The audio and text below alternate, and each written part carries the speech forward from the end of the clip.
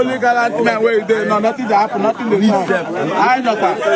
We know the police, we know the anything. We man are police ourselves. In the Yami, they can't do another thing. That's what they want to think of. In the Yami, they wait for them. Escaping everybody, all men cluster here, nothing to happen. You know what I told us? They didn't know who they gave. When I'm we deal with them. When Igbo youths have taken it upon themselves to protect their land.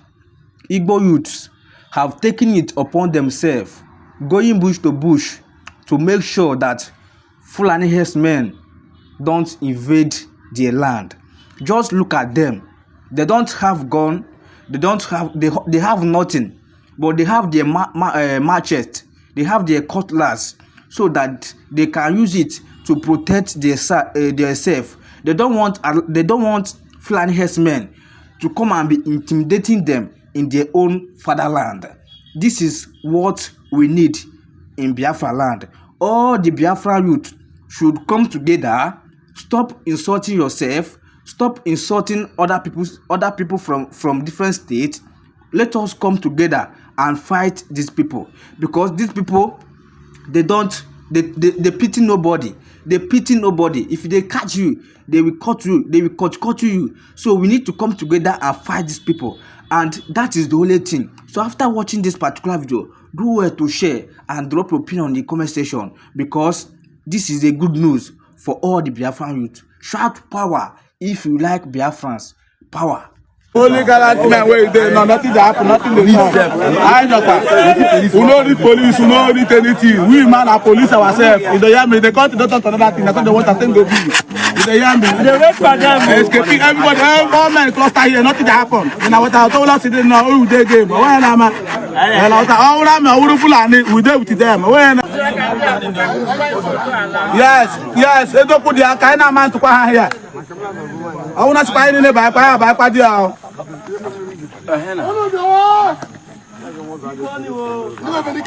Ndeke kusilido be mengolana.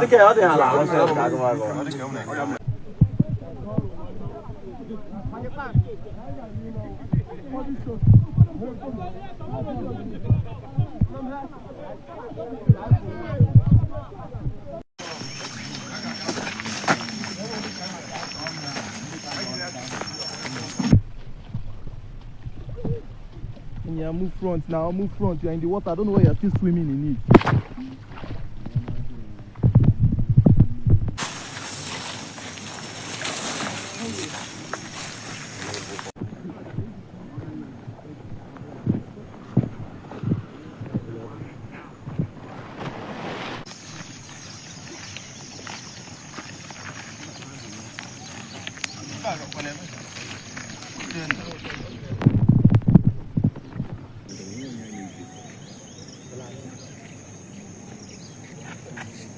Hold on. Okay, now. Video, you can see that we are trying. We are going around the bush, searching for the hoodlums and the bandits that came to shit.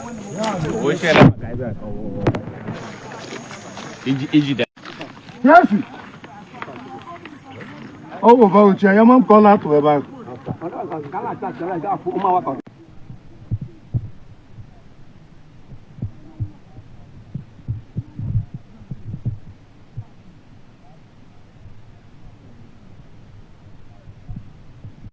Biafra is a hope for survival. As ndị Igbo, we are super marginalized.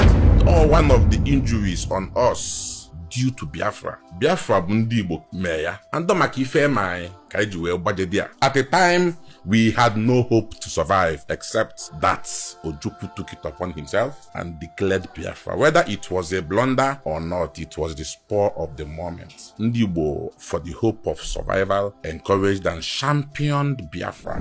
In Nigeria, in the 60s, onweluko obodo side ewe gbuo ndị Igbo ka esi gbuo ndị Igbo, ewe declare ka gabazie elu onwe anyị, ewe chọba afa a ga-aba ndị side a wee baa anyị afa Biafra. Alright, Igbo Igbo mama nkonye chikwara ya zelo tata for the 16th day of June 2026. I will now say ụbọchị taa ga-adịrị anyị nchama. Yes, this is a video coming from Young Content Factory. Unu mana Igbo na-atụ n'ilu kasị na onye gbuo onwe ya na-eje. So ya mbaba sị ka o jiri nke a tie ndị Igbo aka n'obi. We saw this video of a few personalities in the interview about Biafra. They said what is supposed to be said about Mazen Nnamdi Kanu and about Biafra. So I want you guys to listen to the video. I think from what I understand, actually Jinka as a way to gain back that love, that particular love that he has begun to lose. Because since that time, one night they have been dragging Yambabao opposed to Hana anything. He got a comment section or all manner of caricature. You know, you cannot fight this Mazen Nnamdi Kanu's ideology and movement and remain the same. I gotta fight again. So he has actually made this particular interview as a sign that now, yes, there are still people he brings to his studio to talk good about Biafra and about Igbo and also about Mazen Nnamdi Kanu. So I want you guys to watch the video, everything that was discussed here. Share your thoughts in the comment section. Kabaro, toss out the video, and just always survive with fear. Enjoy the rest of the videos. I will be right back. Biafra ka ana Igbo mana abịa ọ dịka ọsọsọ ndị Igbo bụ ndị Biafra due to ụdị afụfụ anyị tagolu maka Biafra. Whether ma onye ọbụla achọrọ ya ma ọ chọghị ya, ife butelu Biafra bụ the hope of survival, that we can survive. They are hopeless about ndị Igbo in the 60s, that we needed that hope. Go ahead, please. In the 60s, it was hope to survive that encouraged and motivated precisely Ndi Igbo to champion Biafra, because it was an ethnic cleansing. We were hopeless about life. Okay. Survival. Remember now in the 60s, Ka Egbulu, a head of state, Boni Igbo, where he was killed and was murdered. Agree, you won't say. That was a coup, right? It was a counter coup, not even a counter coup. The In the name coup. of a coup. Yeah, but he was intentionally killed as Oni Igbo. And a program ensued. And it didn't stop there, it continued. At the time, we had no hope to survive except that Ojukwu took it upon himself and declared Biafra. Whether it was a blunder or not, it was the spur of the moment. Ndi Igbo, for the hope of survival, encouraged and championed Biafra. Also, as Ndi Igbo, we are super marginalized because of Biafra, or one of the injuries on us due to Biafra. Biafra bụ ndị Igbo mee ya, and maka ife mai ka iji wee gbaje bịa. So for me, Biafra should be discussed, and also emphasis should be laid on the difference of being Oni Igbo and being Biafra. So many years that propaganda of Biafra has been there, and the only way to redeem our people from it is to discuss it and reform that mindset. More people believe they are Biafra than people who don't believe that they are Biafra. In my opinion, I suspect that one of the reasons why Kanu is still in detention is because the leading class are scared of his freedom and continuous evangelism to Ndi Igbo. This will show you that that lone voice has gone so deep into the society that you had nothing in your mind. Only one message comes in. That is the only thing you will possess. So a majority of Ndi Igbo are not enlightened, but they are experiencing the hardship as a result of the marginalization on Ndi Igbo due to Biafra. Whether we like it or not, the earlier we start discussing Biafra as a reality, the better for us than avoiding it. Nnamdi Kanu, who is discussing it, people are falling in line with the realities of the time. We are super marginalized as Ndi Igbo. It was intentionally created. We are not Southeast. We are not positioned at the Southeast, but we are called Southeast. We are landlocked.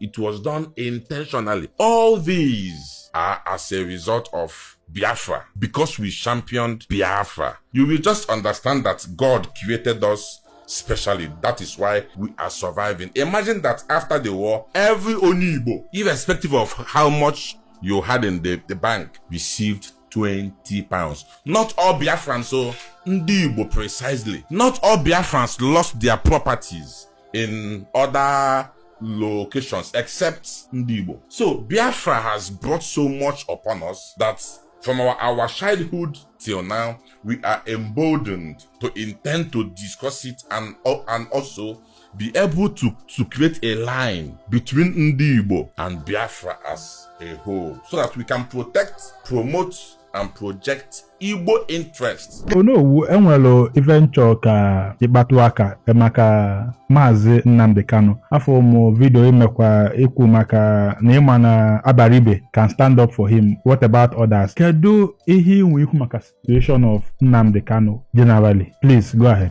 Ife mmekwu gbasara Nnamdi Kanu bụ na onye anwa ọtakwa n'afọ ahụ ọkwa anya ana ndị Igbo kwesị ịma na ana ofu onye Igbo ụkpa ana Igbo niile ụkpa etu esi debịa ọ bụrụ Igbo bụ ndị nọ Naịjirịa na-ekwu ụdị okwu ndị onye nke Yoruba so ndị Igbo o kwuru nke ya mkpụ ya na-apụgharịrị onwe ya ndị nke ugwu na-eme asị na ha bụ repentant ma onwe mgbe ha bịara ya anyị mgbaghara esi na ha echegharịa ka ezi iji weka jide onye nka ọ bụkwa nna iji ya n'Igbo na o nwere ihe o kpee n'ikpe ọ bụrụ na ọ ya jee nga mara na-ekpere ikpe nke a bụ na-atụgharị ya 4 years na aka ị ka na-atụgharị ya gịnị ka o mezi ọ bụrụ na ịma na onye a mere ihe eziokwu ọkwa ị nwere kọtụ kpee nye ikpe emegidekwuru kọtụ dọtị ya naba o nwere ndị pụtara si na afro m ka m jeje chụọ aja si na nsị a na m nwa ada anọkata pụta na o nwere ọmụla ahụchara ụla ihe na-agwa m okwu si m were ewu gbada mmiri jee kwuo okwu n'isi Nnamdi mgbada mmiri jee kwuo okwu kpụnyefe ewu a gwa ya na ọ ya eje kọtụ echi kwuchaa ya Nnamdi Kanu eje kọtụ echi anọla ebe a si ya naba n'ikpe ama ya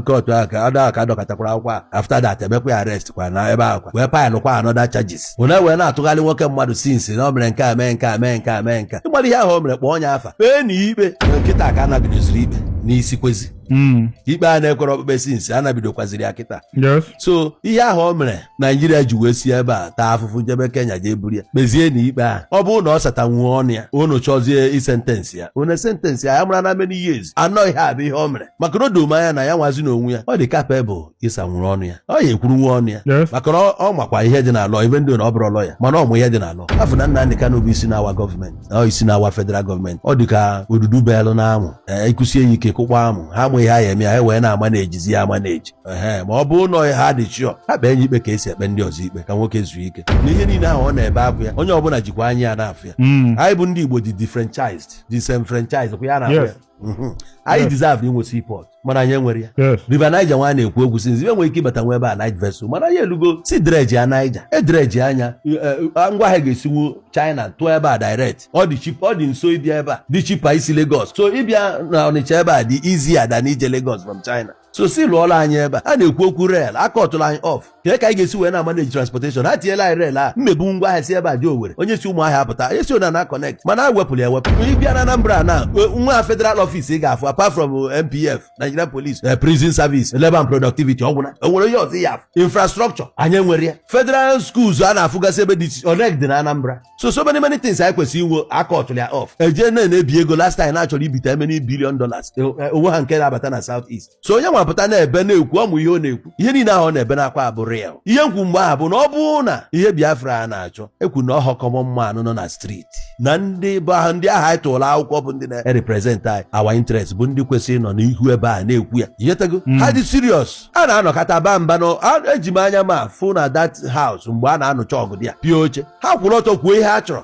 ha fight afọ Nnamdi Kanu kwuo na onye anụnwa na-aga erelizi ya si relizie ya ọ bụrụ na agba erelizi ya ka ha naba unu agụọ onwe unu ọnụ si na ada sit unu nọ gụọ onwe unu ọnụ unu ncha niile si na South East unu ekunye na ha mara na unu dị serious ọ bụrụ ọsọ Nigeria nwere parliament n'ije na South Africa ha nwere parliament anụ m afụ ka ha si eme ebe a o nwere ka o esi ike pati dị ona ebinie wa unu agba na ndị a dị serious mana iru ị na-enene ego na na-akwụ ị na-ene ya salary anya obi agha aka gị na ọ bụ na ịdị serious na ịchọrọ ka savage ya n'Igbo ọ bụgodị na ọ bụ Biafra ka a na-ekwu ma ihe ndị ọzọ nwere sinye anyị ya other zones nwere enwere 6 geopolitical zones northwest ihe niile acha 6 sa nwa dị 5 why ijere na north central dị 7 why na-adị ewepụ nwa na-abịa nyegodo anyị ebe a ọnụ nwa bụ ndị ahụ nọ na Abuja kwesịrị stand up kwuo okwu metụ na ada ekwu so ihe anyị kwesịrị inwe even the representation anyị kwesịrị inwe na Abuja anyị nwere ya ọ bụ na enwe one more state at least 3 senators ga-apụta join ọdịa ọ bụ na enwe 18 senators asị na 18 senators si na South East likewise ndị si na South West enwe equality ije na House of Rep ihe ndị a produce ka anyị nwa ga-produce ọ dị balanced mana kịta enwere equilibrium na ya bụ ihe efugi ya so onye niile na-abụ ihe Nnamdi Kanu na-ekwu den na-aba dị mba ọ dị ka asị na ọ na-ekwu ka ihe ọ na-ekwu bụ pure ma nke aka m na-adịrọ fugokwa nke ka eme ya in a violent way mụnwa adịmeweji ọnụ ebe a adịrọ m in support of it ịghọtago a ga-akpa a ga-akpịa akpagbuo ya mma nene na-eme the merit and the demerit.